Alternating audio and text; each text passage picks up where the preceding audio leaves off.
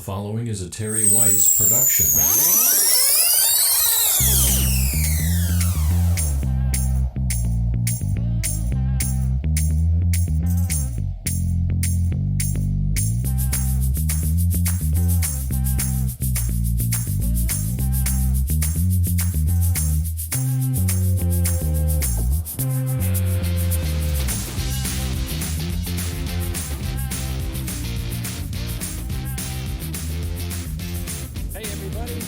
Welcome to another episode of Wyce Thoughts.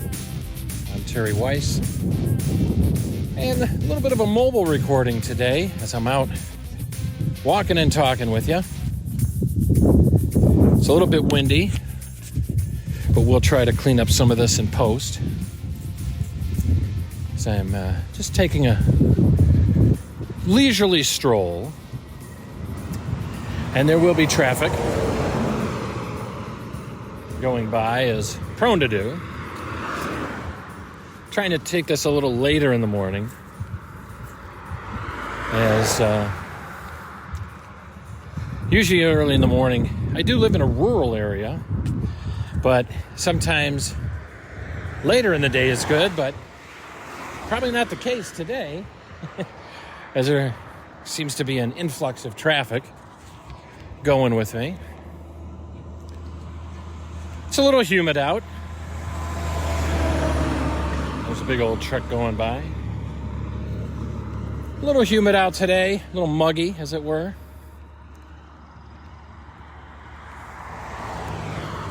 The air's a little heavy, I guess you could say, but I hope all is well with you. I hope the weather's pleasant where you are, and you and yours are fine.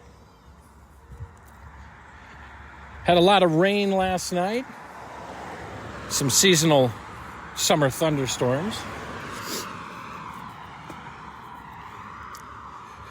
which makes for good water for the lawn and the plants and the gardens. Always nice to have. One thing I've noticed is when you get a little bit of that rain, and it's kind of scheduled, as it were, by Mother Nature, tends to make the lawns greener, which is nice. Keeps the plants and the animals happy as they all get a drink. So what else is on my mind as we meet up again for this episode of the podcast? Well, I wanted to talk to you about getting back to Zen. Now, Zen is a term that a lot of people use for inner peace, calmness, state of mind, a state of being, as it were. And, well, here comes a bunch more traffic and an Amazon truck.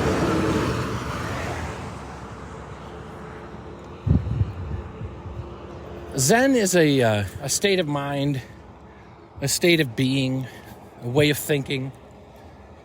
Now, that you can relate to an overall feeling comfortable, I guess, in your own skin. And how you relate to the world around you and to situations you might encounter.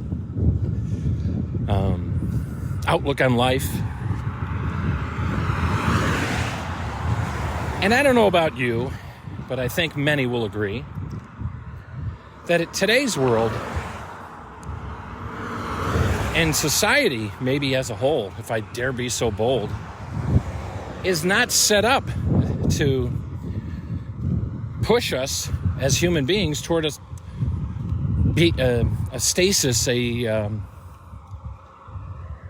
of Zen.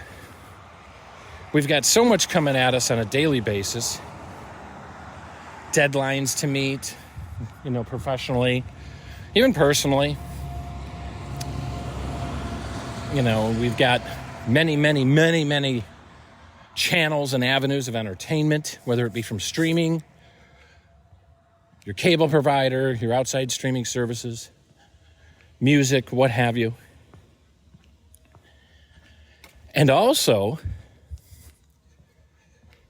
we've just got a lot of things in our minds these days. Let's just be honest with ourselves. We've got a lot of things on our minds. And some would argue, and probably rightfully so, that when we were in our more developmental stages, and by that I mean the human race as a species, back Neanderthal days and onwards and upwards in society and medieval times, whatever, there were more stressors physically on our bodies. You couldn't just go down to the local grocery store and buy your food. You kind of had to go out and hunt for your food. You had to grow your food. You had to search for water and wells and what have you. And that, empirically, is true. We had to do a lot more to sustain ourselves, to survive, for basic survival. Some more heavy traffic here. Big truck. Oh, Lord. There was nobody on this road. I was watching for a good 20 minutes. And then I step out here to walk, and everybody decides they want to come out. Well, isn't that the way? We'll deal with it. What was I saying? Yeah, let's get back to that. So, earlier in our development, as a species, we had to overcome, adapt, more physical labor for sustainability, survival, what have you. And I feel, though, that helped, because what that did, with that exercise, it got our endorphins going. It got, all those things going for us that helped us relieve stress, which was great,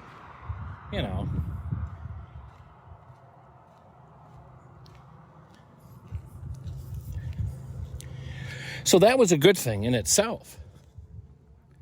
Excuse me. It definitely is allergy season. Definitely is allergy season here in the Northeast. I can see the ragweed out. Ragweed, for those of you who don't know what ragweed looks like, it's like purplish. They look like purplish flowers, but they're not. It's a ragweed that emits pollen spores that can wreak havoc on your being. So anyway, back to what I was talking about. We, in our earlier stages of human development, earlier times, were more physical. Now I know you're going to say, hey, Terry, we got gyms nowadays we can go to. People work out in their houses, etc. But for the most part, a lot of us are sedentary beings. We're, for lack of a better word, some might even say lazy. We sit at computers all day, sit on the couch after that, or sit in a chair and do things like that. And don't get that physical exertion that we need to, relieve some of that built-up stress and things in our lives. And once that comes, it manifests itself in a whole bunch of ways. I mean, overeating, anxiety, depression, things like heart disease, diabetes, cancer, all kinds of things that can manifest itself as. And it's not good for anybody at all. Now, there are people that work out and, schedule this into their schedules. And numerous studies have proven, time and time again, and you can go to the internet for all this to verify what we're talking about today, that physical activity, no matter how small doses and what form, releases those chemicals that your body needs to help alleviate stress, calm you down, bring you back to that inner peace. And those are good things, my friends. Many good things. And again, ultimately will help lead you towards that feeling of Zen. That's what, I believe it's a Buddhist term, Zen. Cool, to be chill. To chill out, as it were. And I just see a lot of us, myself included, we're seekers on that path. We're striving to get to that place of Zen. And we spend money on it, time on it, multiple faceted resources on trying to get to that place of Zen. When it's really as simple as a walk away, a bike ride away, just simply walking up down the stairs in your house, walking around your yard if you don't want to venture far from home. Maybe you live in a urban area, a city area, where that might not be feasible for you. Or if you live out in the rural area, it's good. Just a walk. It's amazing what a walk will do for you. I started walking about, 7 years or so ago, if my memory serves me right. And I started it, I mostly exercised indoors. I have what's called a recumbent bike. For those of you who want to know what that is, a recumbent bike is, instead of sitting on it like a normal bike, you sit and put your feet forward. And I had gotten one of those from a local store, about 15, 20 years ago. And I started doing that year round. And then because we have winter up here where I live, in my part of the country in the United States, we have winter, we have spring, summer, and fall. There's things called seasons, which sometimes get a little jumbled. But I started doing that. And I was even doing that during the summer. And one day, I don't know, I didn't know why I didn't think of it sooner. But I'm like, what am I doing sitting inside? It's nice out. Get my keister outside and start walking. So I started slow, I had a timer on my phone there and that. I took my phone with me. And I just started walking. The first couple weeks, I walked for 10, 15 minutes, I think it was, 10 minutes or so, and did that. And then after 2 weeks, I increased it by 5 minutes or so, and just gradually kept doing that. And I ran into, some different challenges as far as, correct shoe wear. Always walk facing traffic if you're on a road. You don't want to ever have the traffic at your back when you're doing that. And weather conditions. Sometimes I'll be out there and I get caught in the rain. Or the weather was a little chilly and I didn't think it was that chilly when I left. Or the weather was okay and I dressed for chillier weather. And once I got a little warmed up, I'm like, shouldn't have wore this extra coat. But you get used to it. You learn, you overcome, you adapt, So I started doing that. And so I've incorporated outdoor walks as much as I can, weather permitting. There's some folks out here that they'll walk in any weather. 20 below. Excuse me.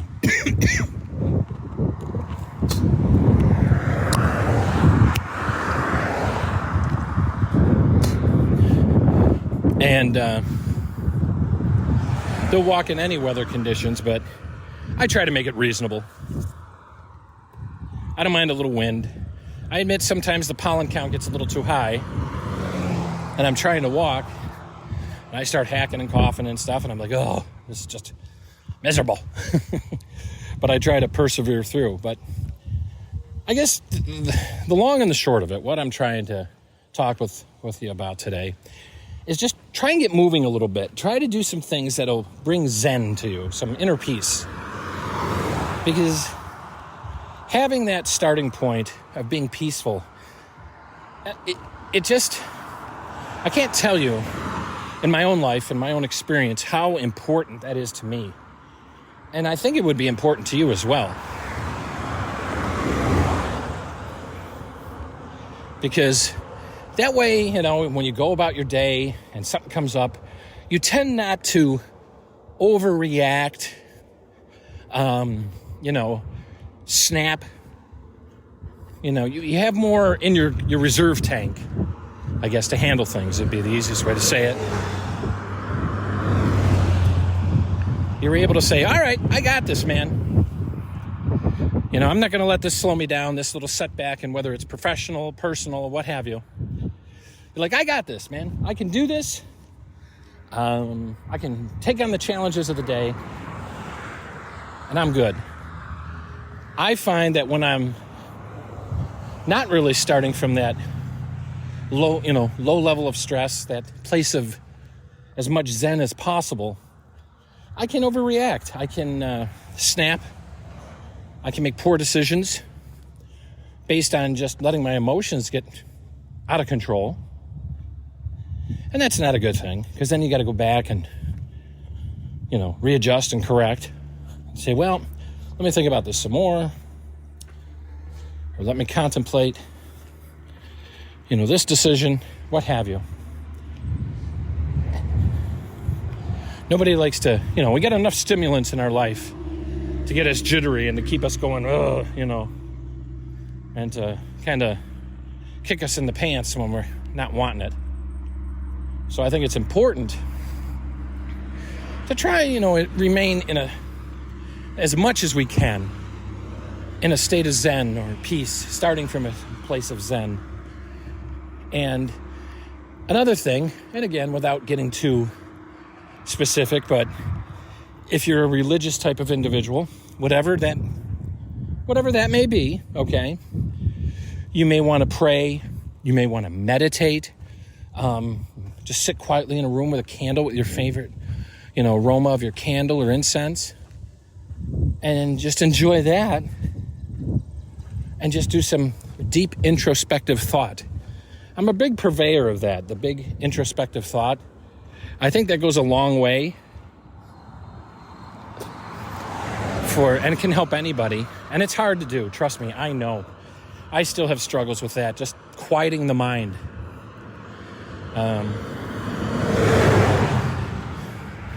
Speaking of challenges, here comes another parade of traffic. Whew, that truck had some smelly exhaust. Smelled like it was burning something. Yikes. What was I saying? Oh yeah, I still have some challenges with quieting my mind. Sometimes at the end of the day, I'm just so wound with things I've done or doing or have to do.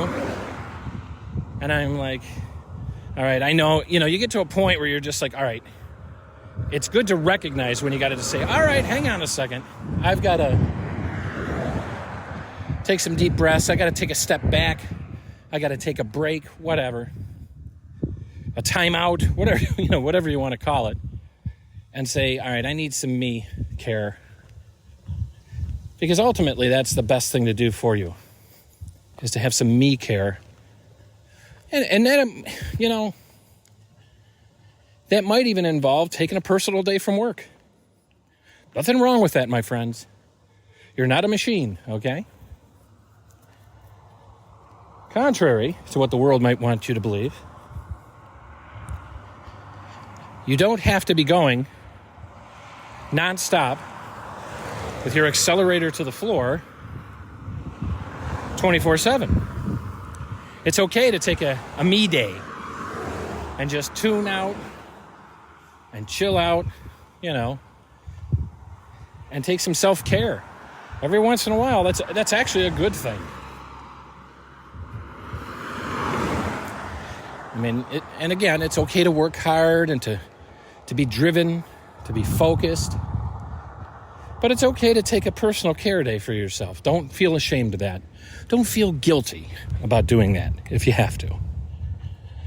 It's always good to do. And this goes for everyone. You deserve that. You deserve to take care of you. Okay? Because ultimately, the better you take care of yourself, the better you're going to feel.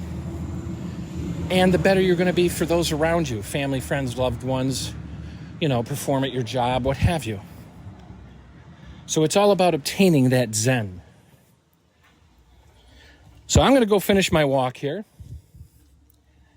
And just think about this maybe the rest of your day today. Hopefully I've provided maybe some encouragement, some insight to you that can help you. I hope so. And do me a favor, if you enjoy the podcast, please leave us a positive rating and review. You can check out the website, wycethoughts.com. Just make sure you spell my name right. W-Y-C-E. It's wycethoughts.com. If you want to email me, it's mail, M-A-I-L, at wycethoughts.com. For any comments, questions, or what have you, I'm always happy to read your emails. And make sure you check out my YouTube channel, Wyce Thoughts on YouTube. And I've also got a Facebook page. It's facebook.com/Wyce Thoughts. And I am also on Twitter.